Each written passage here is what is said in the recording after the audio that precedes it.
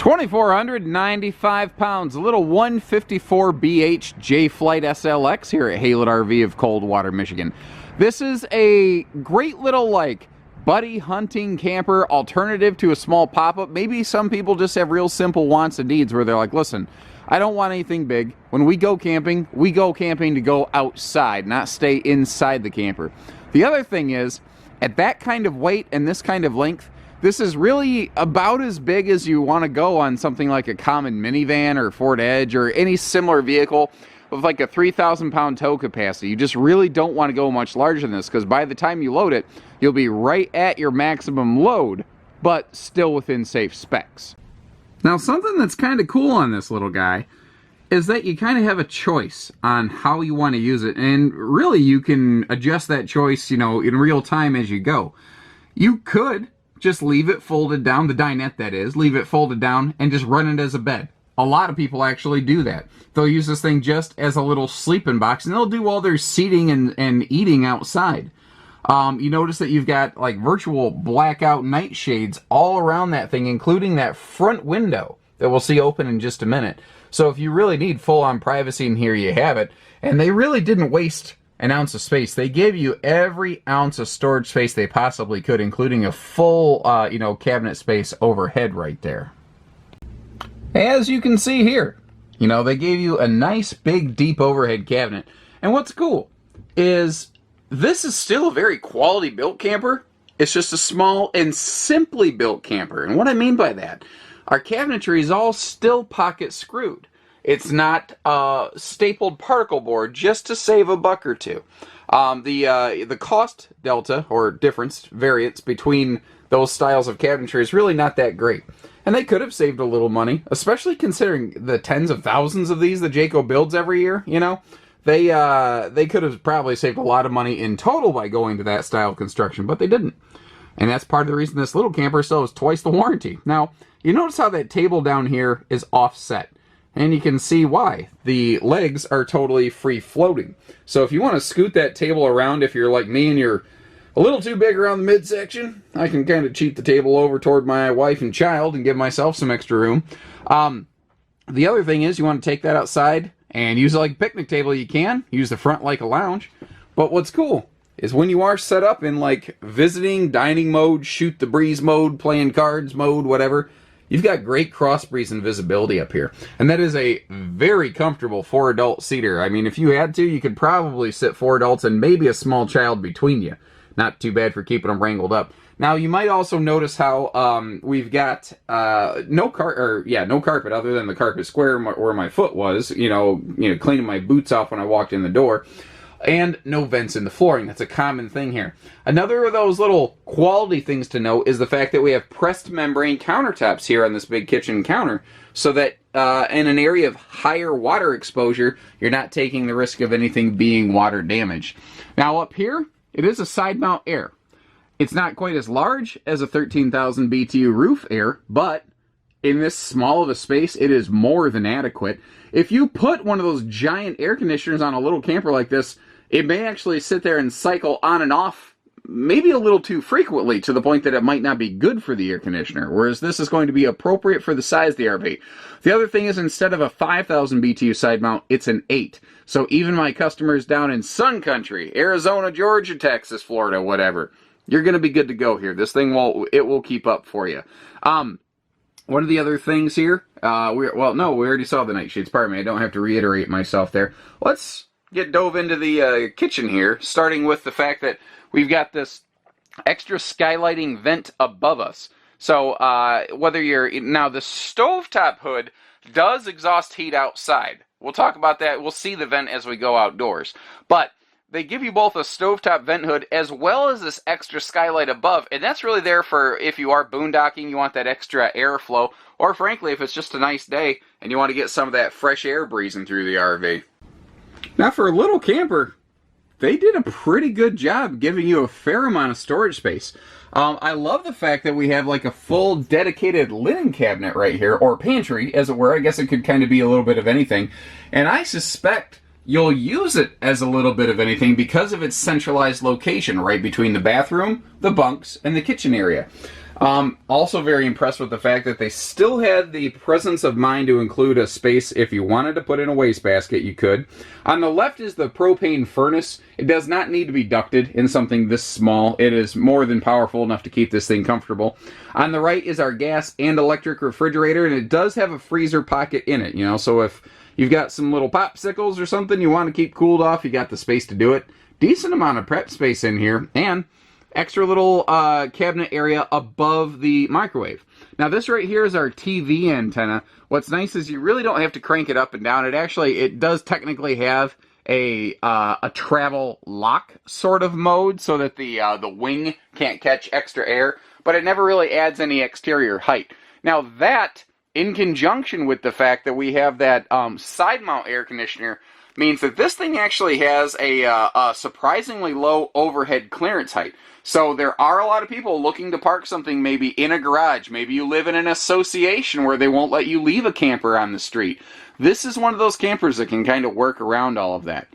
Now, entertainment in this is very simple because, again, it's a simple series camper. You've got a little stereo down below. You've got area up top where you could put a TV. You've got all the hookups you want there to do any of that. But there's also shelves so that if you want to expand your entertainment, you have the ability to do things like that. Now back here, our bunks. Even though it's a simple series camper, they're still using double thickness bunks as compared to industry standard here. And, you know, you can look at a lot of little single axle basic campers that they have. It looks like a blanket with just a little extra stuffing in it for a bunk mat. Well, if the kids don't sleep good, you're not going to be happy tomorrow because they're going to be cranky, and everybody wants to have a good day. That's why we're camping, to build family memories, you know.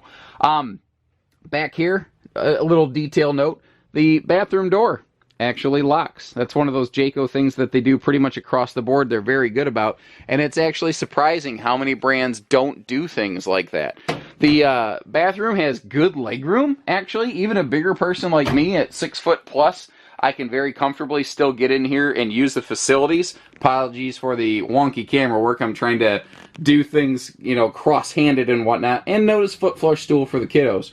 Now, this is a small bunkhouse. It is still a tub model. You don't tend to run into a lot of showers in a class and category like this. That mirror helps the bathroom look and feel larger. And you can see that we have both a skylight and a vent in here so that you can get good airflow and plenty of natural light. You don't always have to run the lights in the bathroom.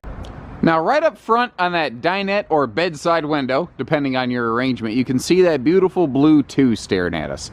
That's one of those indicators. This has Jayco's 2-year full warranty as compared to a far more common 1-year RV warranty.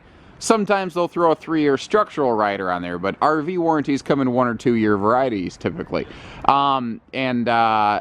Jayco, even here at their smallest, most basic kind of segment, still have double warranty of anyone else. This has effectively the same like RV coverage as something like a Pinnacle, you know, luxury full-time fifth wheel.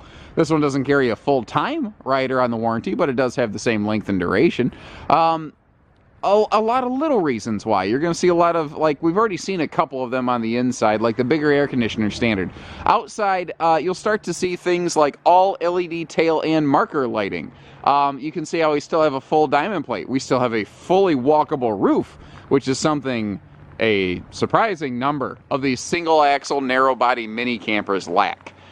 So just because it's small doesn't mean it can't be well built, you know. This is the simple series. It's not chintz. There is definitely a difference between the two. Also, note the little details like up here on this tongue jack. You notice how they're still giving you this cool little wheel that you can remove. But what it lets you do is little campsite adjustments, or maybe park it in the garage or next to the barn. It lets you push this little thing around because, you know, you think, well, what do you mean? I mean, it weighs just shy of 2,500 pounds. You'd be surprised. You can actually still wheel this around pretty easily by hand. You know, you're not trying to pull it up a hill. That's when you need the V6 engine, but no, just to move it around locally on flat land, it's actually pretty simple, and that wheel is pretty darn helpful there. There is room up front for 2 batteries if you want to go boondocking. A small camper like this, people do tend to do that. We talked about it inside, we looked through it actually, but outside here you can see that front window. But what's nice is they're putting that weather shield on the front of it to help, you know, protect it from those headwind pushes and any sort of like rain pouring in, anything like that. You know, you've got some level of protection that way. Now notice that all of our windows are also UV tinted. Again, that's something that you cannot assume is going to be the case across the board. The UV tinted windows will help arrest furniture fade. They'll keep the RV cooler because you're blocking solar radiation. Not to mention the fact, I think they just look pretty awesome. And then little details, like their stovetop hood actually does vent outside.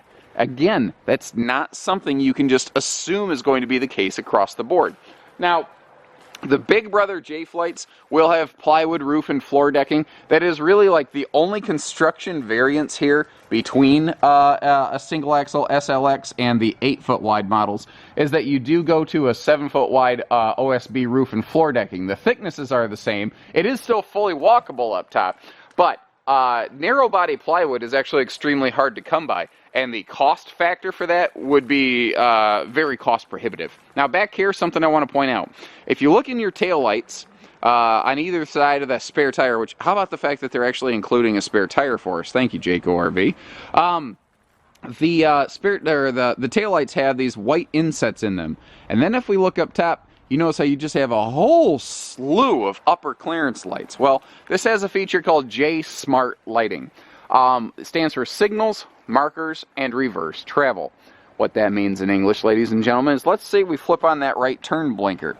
Well, those upper clearance lights on the right side and all of your sidewall clearance lights on the right side, that's trickier to say than you would think. They'll blink along with your turn signal for safety, for driver-to-driver communication. You know, you don't even have to speak the same actual language to know that, hey, that dude's turning. It's pretty obvious. The other thing is, if you shift in reverse, the white little gems inside those taillights will flash just like when you shift in reverse on your vehicle, and they are bright, and they are no joke. You will be able to see where you're going if you are backing up. Now, given our proximity to this Coachman camper next to us, I wasn't super interested in trying to smash the awning open against it. Also, with the current condition of the snowflakey weather, although it is kind of, you know, serene and pretty, it's not exactly awning friendly, so I want to make this as brief as possible. We have power awning, which is nice on a little camper like this. Many little campers do have power awnings, thankfully. Now you can see we've got LED lighting below and against the white sidewall and white under awning. It'll glow pretty nicely. We've also got this gas strut right here, which is an auto rain dump feature. So if you're camping out here, or you leave the awning out and it's raining pretty good, if there's too much rain, because the awning could, on a heavy rain, pool some water, it'll drop one of those arms down, spill the water off, raise it right back up.